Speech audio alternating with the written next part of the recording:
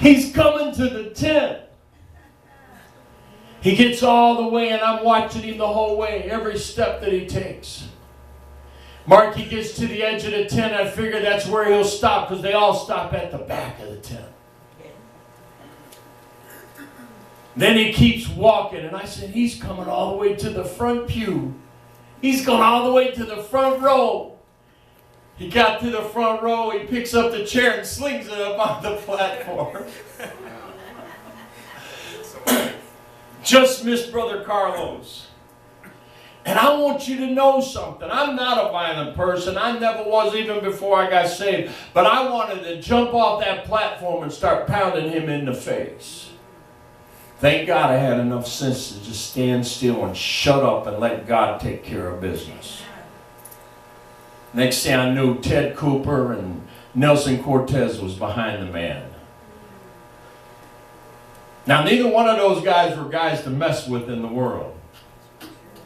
Ted was a drug dealer known to carry a gun, and people feared him in the neighborhood, probably because of the reputation of his daddy, which was my father-in-law. And Nelson was involved with the Puerto Rican Mafia at one time. He was a pretty bad dude, wasn't he, Mark? You knew him before he got saved.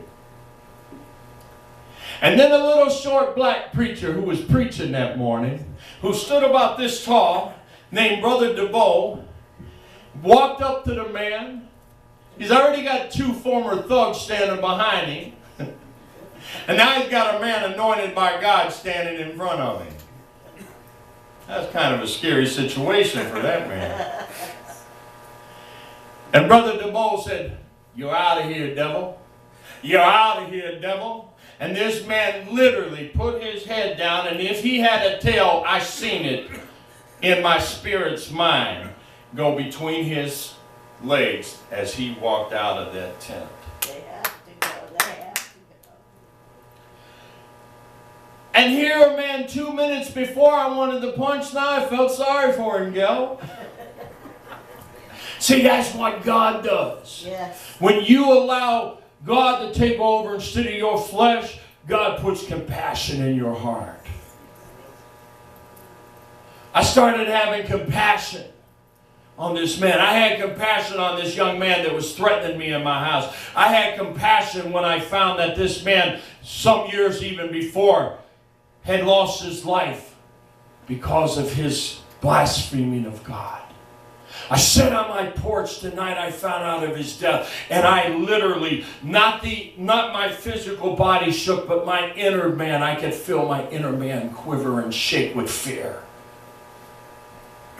The fear of God grasped me. God showed me that day, don't you ever offend me. You may be mine, but don't you offend me.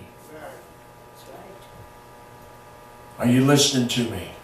Just because you walk by the name of Christ doesn't mean that you have the right to offend God.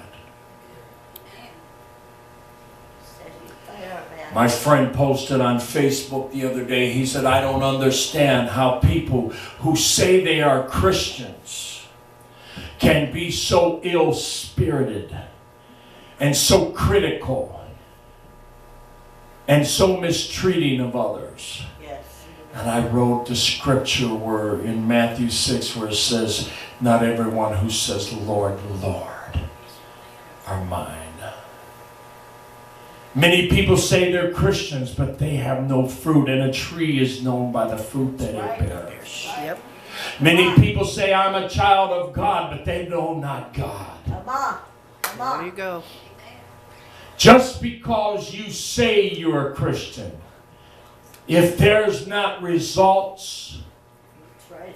if there's not proof, somebody said there's proof in the pudding. If there's not proof in the way you live your life, if your life has not changed, then you can say you're a Christian all you want. You're not a Christian. Somebody said, "Well, what about all the Christian terrorists?" I said, if they're a terrorist, they're not a Christian. That's right. They may call themselves a Christian, but if they are not walking in love, then they're not Christ-like. Well, then that means there's many Muslims that aren't Muslims. Well, in that's the case, I'm okay with them, because if they're not dedicated Muslims, they're probably safe. But if they are dedicated educated Muslims, they may be a terrorist. Boy, that sounds like a Jeff Foxworthy slogan, huh? Might be a terrorist. You might be a terrorist if you're a Muslim.